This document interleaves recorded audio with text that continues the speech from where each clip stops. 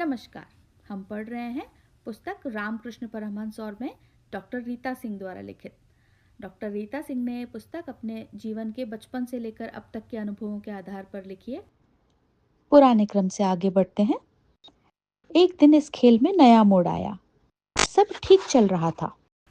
पिता बने नायक के द्वारा मूर्ति फेंकने के बाद भाषण चल रहा था कि मैं चिल्ला पड़ी, रुको, मैं आश्रम वाले बाबा से कहकर माँ काली को बुलाती हूँ।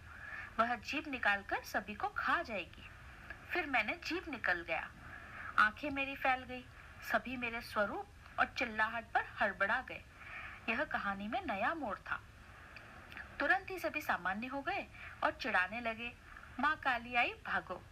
तब से काली वाला अंश भी खेल में शामिल हो गया। मेरे प्रतिपल के जीवन से भी उन लोगों ने इस अंश को जोड़ दिया। मैं माँ काली के नाम पर चिढ़ाने की सामग्री बन गई। मेरे घुंघराले बाल खुले नहीं कि काली, थोड़ा गुस्सा हुई नहीं कि काली। मैं भी लंबी जीभ के साथ उनके पीछे दौड़ पड़ती।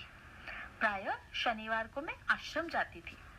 आधे वक्त की छुट्टी के कारण समय मिल जाता था। लगभग 3-4 बजे मैं वहां जाती थी। मैं 5वीं कक्षा में थी, ना ज्यादा छोटी और ना बहुत बड़ी। मध्यम आयु वर्ग की लड़कियां सबसे ज्यादा सुरक्षित और स्वतंत्र होती थी उस समय। लड़कों की तरह उससे बाहर के काम भी लिए जाते थे और मंदिरों आदि में जाने की छूट भी मिलती थी। मैं 5वीं में ही थी कि पक्का याद है, क्योंकि हमारा स्कूल 5वीं कक्षा तक ही था और अगले साल स्कूल बदलने वाले थे। इस साल घर के लगभग बच्चों के स्कूल बदल चुके थे। मैंने भी 5वीं में नामांकन के लिए दूसरे स्कूल में परीक्षा दिया था, पर नामांकन नहीं हो पाया। मेरे साथ ही रेणु दी की बेटी भी नए स्कूल में नामांकन हेतु परीक्षा दी थी।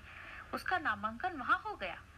अपने हम उम्र भाई बहनों में सिर्फ मैं छूट गई। दीदी का छोटा बेटा राजेश, जो तीसरी कक्षा में था संभवतः, और मैं पुराने स्कूल में रह गए।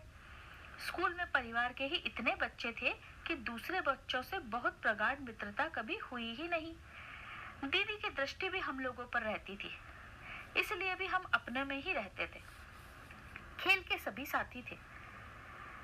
स्कूल के बगल में बड़ा मैदान था। हमें 1 घंटा का भोजनावकाश मिलता था। उस मैदान के हृदय को इतनी देर में हम रौंद डालते थे हम बच्चे। हमें पता था कि यह स्कूल का ही मैदान है। अब पता चला समाजवादियों का जमीन था।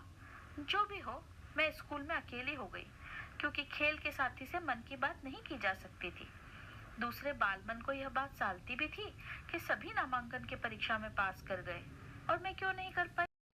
बने रहें हमारे साथ। कल सुनेंगे अगली किस्त।